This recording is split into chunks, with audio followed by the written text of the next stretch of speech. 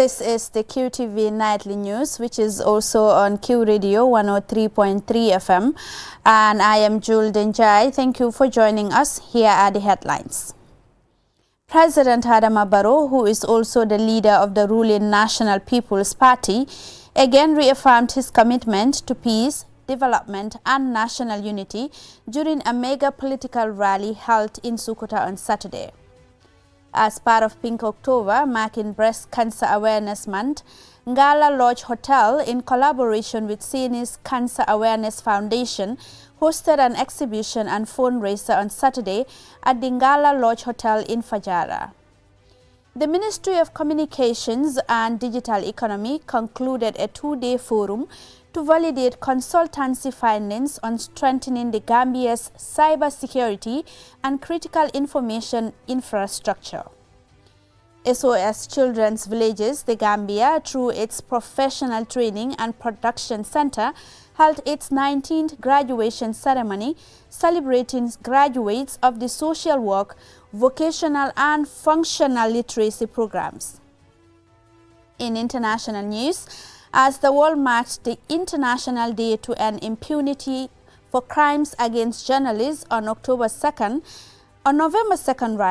the African Commission on Human and People's Rights urged urgent action to end assaults, harassment and killings of journalists worldwide. These and other stories coming ahead. Do stay tuned.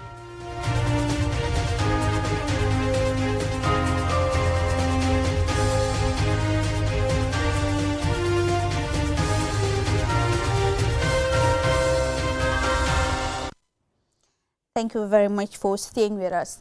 Now, President Adama Barrow, who doubles as the leader of the ruling National People's Party, has again reaffirmed his commitment to peace, development and national unity.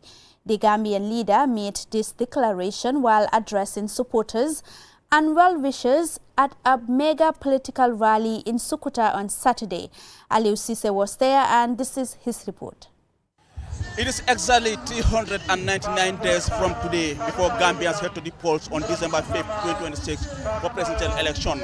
And this rally here today in Sukuta, organized by the National People's Party, being attended by the party leader, President Barrow, and First Lady Fatima Barrow, is actually meant for the party to further consolidate its support base ahead of next year's crucial presidential election here in the Gambia. President Barrow, accompanied by the First Lady Fatima Barrow and Lady Sergeant Balo Barrow, arrived to a rousing welcome at the Sukuta football field for what is described by many as the biggest political rally in the Gambia this year so far.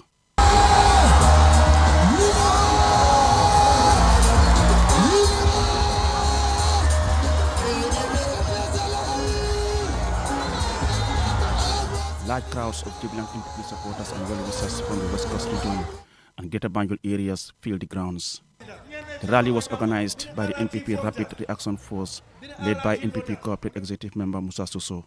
This testimony, clear testimony that people still want President Barrow to continue after 2026. In his address, President Barrow highlighted the achievements so far of his 2 terms and reaffirmed his commitment to peace, development and national unity. He said his government remains focused on delivering development projects that improve the lives of all Gambians. He expressed gratitude for the continued support of Gambians and called on the participation of all. Impressed by the massive turnout, he cautioned the opposition that this is only the beginning and expressed confidence that his government's development record and his faith in Allah's destiny will speak for him at the next election. At the rally, several local and political figures assured President Barrow of a decisive victory in the 2026 elections. For Deputy Speaker Sidi S.K. Njai, who doubles as Deputy Spokesperson of the National People's Party, Ramzi Jab, a recent defector from the UDP to the NPP, and Ibrahim Asila, the Gambia's Works Minister, this turnout is a statement of intent ahead of 2026. No, we are not proving anything, but we just want to show the people that we are the elephant in the house, and that Gambians appreciate President Barrow, appreciate the National People's Party. My message is, come and join the ruling party. Come and join to work. If we all leave, what are we going to do? The best thing is to come to unite, come together and see what we can do for our country. What the crowd shows here today, the resilience, the support, the enthusiasm, are clear testimonies that the NPP is the biggest political party in this country. Leaders of the NPP's Grand Alliance partners, including Dr. Ismaila Sise, leader of the Citizens Alliance, and Hamad Nkeba, leader of the NRP party, renewed their commitment to the coalition. We are supporting President Barrow for a re-election in 2026, and we are more than committed to that than ever before. Our message is let's get ready.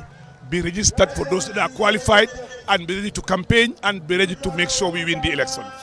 With just over a year to go before the 2026 presidential elections, rallies like the one in Sokoto highlight that the campaign for that election has effectively started.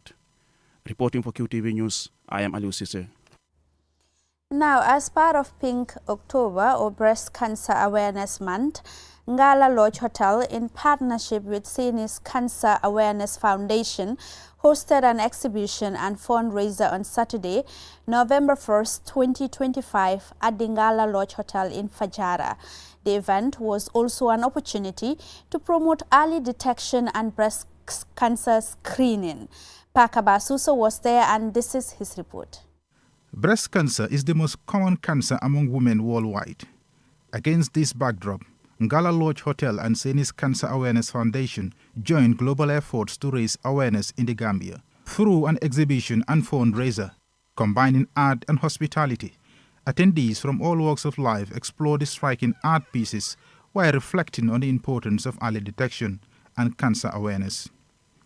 Yaawa Konate, founder of Senis Cancer Awareness Foundation, was inspired to establish the organization based on personal experience. It was born in 2017 out of pain because my sister Saini passed away from breast cancer. And so now it's not painful anymore because it's really fulfilling to be able to do what we're doing. It's like giving back to the society, because you'll be surprised that a lot of people did not know what breast cancer is. But I didn't either until my sister passed away from it. And so this is what we're doing. Kalani Engels is the operations manager at Ngala Lodge Hotel in Bakau. Ngala Lodge is, in my eyes and in many people's eyes, a household name in the hospitality of the Gambia. So we want to use that for leverage to spread awareness about breast cancer. Breast cancer is something that affects a lot of people. 1 in 8 women actually get affected by it as well. So this is the perfect way to mix arts, mix beautiful food, and mix very important cause. Yao's Fashion Creations, she's been a long-term friend of ours, and this is something that we've wanted to do for quite some time already. The chairman of Q Group, Mohamed Jah, and his wife, Aissatou Jah, CEO of the Q Group Foundation, attended the event to support this important initiative. As the Q Group Foundation is renowned for supporting initiatives like this, Madam Jah had this to say. Here to support a sister, a RISE member sister, Yaawa. She's doing a wonderful job. Cancer is everybody's fight, so we're all here to support, to fight, to raise awareness so that cancer can be detected early and action can be taken early so that it doesn't result in loss of lives. The exhibition at Ngala Lodge Hotel successfully combined art, music, and advocacy, uniting the community in support of breast cancer awareness. The event highlighted the power of collaboration in promoting early detection and saving lives. Among the artworks for exhibition and sale were reproductions of some of the most famous paintings of legendary Dutch artist Vincent van Gogh, in addition to by a delicious dinner by Belgian chef Peter van Stel, performances by Gambian artist Mariama Cham and Senegalese jazz group Jam added vibrancy to an important event in the fight against breast cancer by raising awareness of the condition.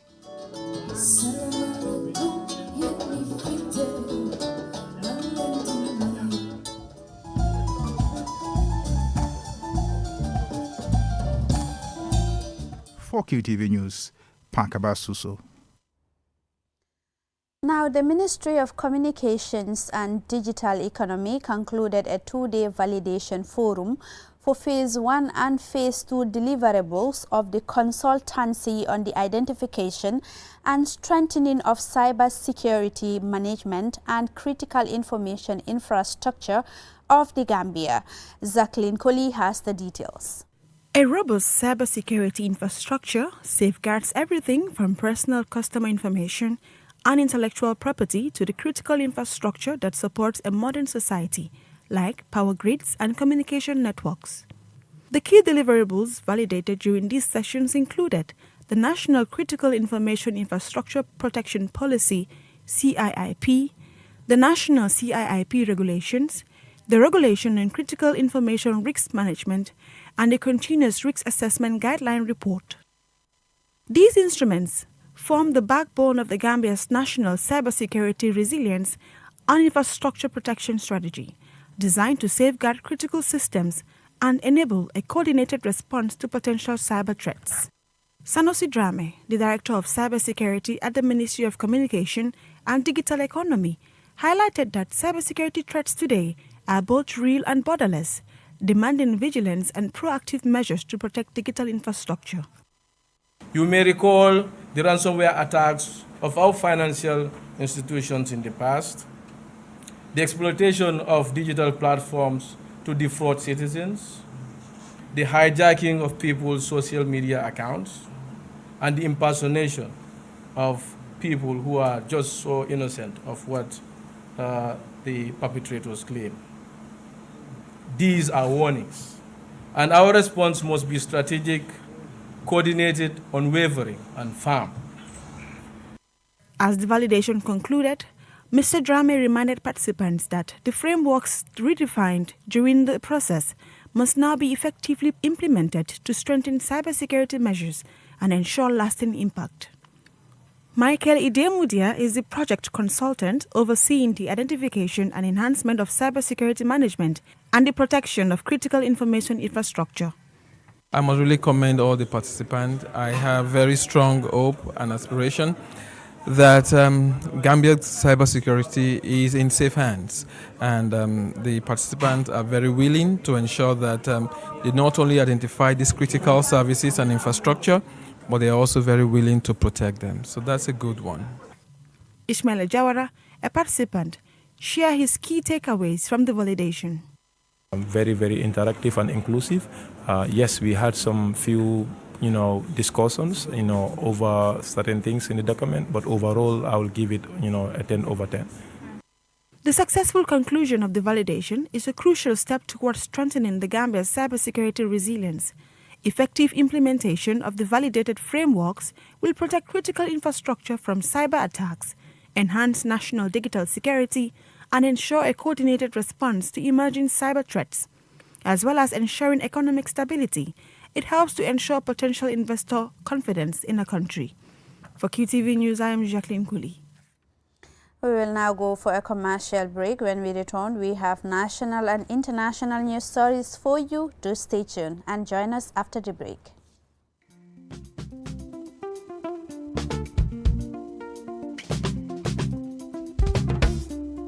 Immunisation ba ñàkku mooy li gën a wóor te dal xel ci aar xale yi ci feebar mbaa jàngoro yu mel ni ngas ñu naan ko measles feebaru saxat su bon si di tuberculosis polio feebari sedda ñu naan ko pneumonia cervical cancer tétanos ak yeneeni jàngoro xale bu juddu dafa soxla ay péngu si saasi mbaa bés bu mu juddu maanaam balaa mooy am ñaar fukki waxtu ak ñeent am na solo lool xale yi mbaa tuut tànk yi góor ak jigéen jël péngu yiñ leen tegtal ci waxtu bu ñu ko war a jëlee comme ni ñu ko bindee ci seen kayiti noosi mbaa infant welfare card xale yépp war nañoo am bépp péngu bu ñu soxla bokk na ci xale yi laago yi xale yi war nañoo jël te matal bépp péngu bu ñu war a am ci seeni njëlbeeni at ak ay yeneeni péngu bu ñu duggee ci seen ñaareeli at am na ci péngu yoo xam ne xale yi dinañu ko jël ay yooni yoon ngir génn na mun a aar ñuy ñaax waajuri ak ñi yore xale yi di leen toppatoo ne saa yu ñuy dem lopitaan ñu yóbbaale kayiti noosi xale yi mbaa infant welfare card ngir am lu wóor ci mbir immunisation bi mbaa ñàkku xale yi mun ngeen a dem ci bérébu fajeekaay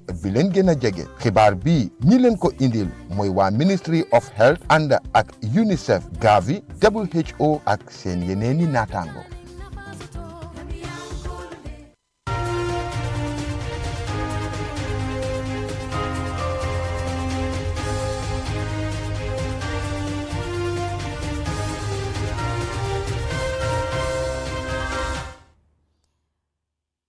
welcome back, and this is QTV News. Now to the rest of our stories.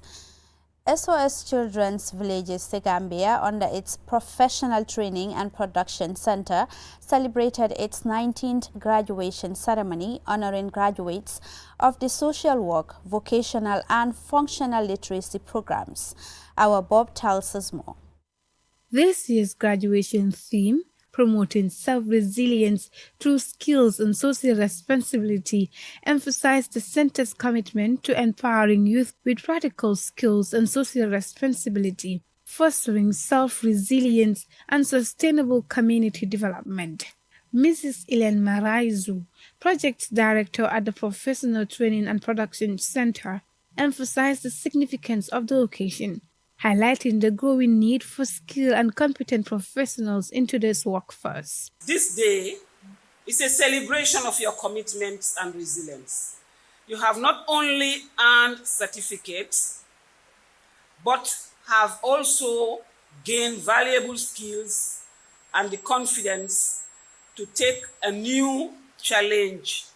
Use your training as a foundation to build better lives for yourselves and those around you. Fatuleti Jallo, Program Development Manager at the Professional Training and Production Center, provided an overview of the center's key activities and initiatives. Our focus from the beginning was to provide alternative care to children and young people who have lost parental care or risk losing parental care. But today we have come a long way, wherein we have operated or we have impacted the lives of a lot of communities in the Gambia through our family strengthening projects, as well as youth training and employability projects. Fatu Seka, one of the graduates of the SOS Children's Villages, shared her inspiring story, urging her fellow graduates to remain determined and committed to pursuing their dreams and aspirations. Dr. Margaret Ellis, founder of Gates of Transformation, served as the guest speaker for the occasion. These people are supposed to be our entrepreneurs. They are our managers. They are supposed to be our sport coaches and marketers, media. They can sell you anything and everything. If they get a hold of you, you are buying. They are very convincing because they have a natural gift of influence. The social work, vocational, and functional literacy programs collectively empower individuals and strengthen communities by promoting social inclusion, employability, and essential life skills. Baba Koli, a graduating student of the Professional Training and Production Center, highlighted the benefits and significance of the training and its transformative impact on the lives of participants. Most of the students that we have seen graduating from the catering program, most of them started with literacy, and then they got into the catering and hospitality program. And some of the students also graduating from the sewing and craftwork program also, it is the same thing. They started with literacy, where they have learned the ability to read and write, and again, are able to speak effectively well. Certificates were presented to the best graduating students across various programs, accompanied by engaging drama performances and vibrant cultural displays by students. For over 25 years, the Professional Training and Production Center has empowered more than 2,000 learners with practical and entrepreneurial skills, fostering self-reliance and creating opportunities for better livelihoods. For QTV News, I am our Bob. As the lure of Europe continues to tempt many Gambians to risk their lives through the back way route, Babukar Sisi spoke to some young men whose personal experiences serve as a powerful reminder that success can be achieved right here in the Gambia. Here is the report. For many young Gambians, the dream of reaching Europe, even by irregular means, often called the back way, comes with the promise of prosperity and a better life for those that succeed. Yet for others who have witnessed or lived through the dangers of the route, the story is one of regret, struggle, and renewed hope at home. Modulamin Sise, a returnee from Libya, received training and financial support from the International Organization for Migration, IOM, to start a business. He therefore chose to train as a mechanic and shares how his dream of reaching Spain ultimately failed. The backway journey is extremely difficult and exhausting. I traveled by bus through Mali, then Algeria and on to Tunisia, where I tried to cross the Mediterranean twice. On my third attempt, I was rescued in Libyan waters. Tragically, some people, including friends of mine, did not survive. Even though life in the Gambia can be challenging, things improve if you work hard. I am grateful to Allah for what I have achieved. Dino Sabali, a trainee mechanic from Brikama Wellingara, shared a message for IOM. IOM should also focus on supporting people in the Gambia to remain here rather than primarily assisting those who have left and are later repatriated. Yankuba Sise, a Quranic school student, has no desire to risk his life on the back way, having heard numerous harrowing stories about the perilous journey.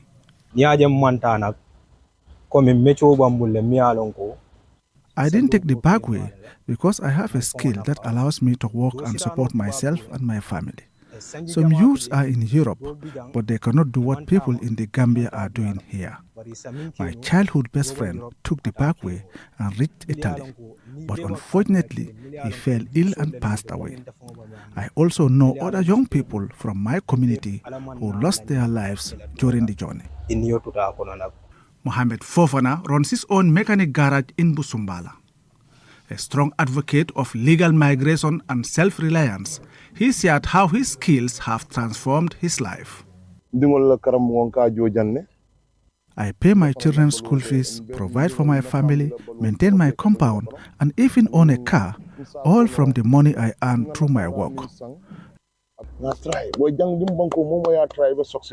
Let us try to succeed here in the Gambia, because we can. The parkway may get you across in 7 days if you are lucky. But if you are not, your family will spend those 7 days mourning you.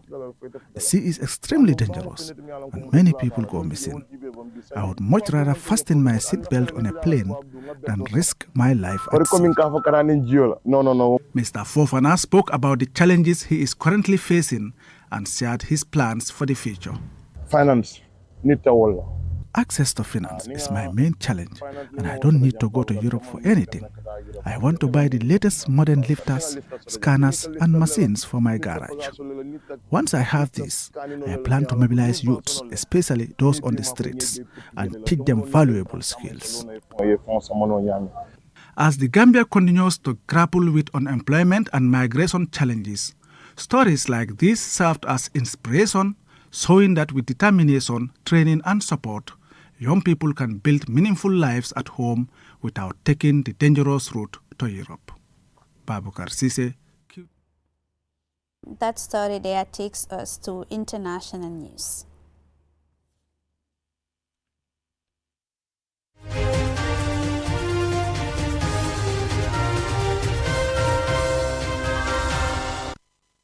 Now, as the world marked the International Day to End Impunity for Crimes Against Journalists, observed on the 2nd of November each year, the African Commission on Human and People's Rights urged urgent action to end attacks on journalists and ensure a safe, free media environment. Here is Answana Esonyasi. The day was earmarked by the United Nations following the adoption of the General Assembly resolution on the safety of journalists and the issue of impunity in December 2013. The resolution affirmed that journalists often face intimidation, harassment and violence, and declared 2nd November to draw attention to the issue.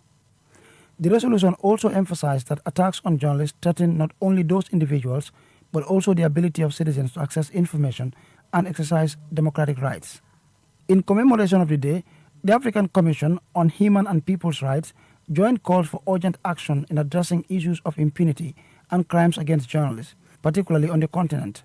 The Commission emphasized that as enshrined in the African Charter on Human and People's Rights, Article 9, also known as the Banjul Charter, and as elaborated in the Declaration of Principles on Freedom of Expression and Access to Information in Africa, adopted by the Commission, the media is recognized as a key stakeholder in promoting and protecting human rights, notably free flow of information, which enables informed decision-making and strengthening democracy across Africa.